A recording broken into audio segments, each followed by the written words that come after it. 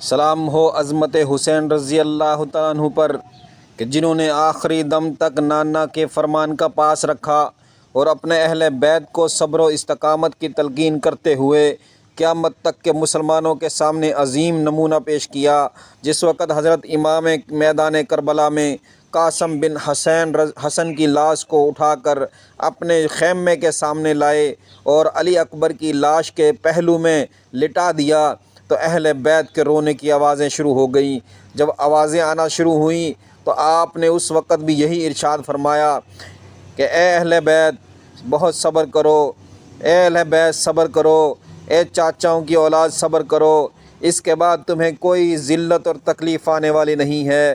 جس وقت امام حسن کے صاحبزادے حضرت عبداللہ نے اپنے چاچا امام حسین رضی اللہ تعالیٰ عنہ پر تلوار کے وار کو اپنے ہاتھ سے روکا تو اس کا ہاتھ، دایاں ہاتھ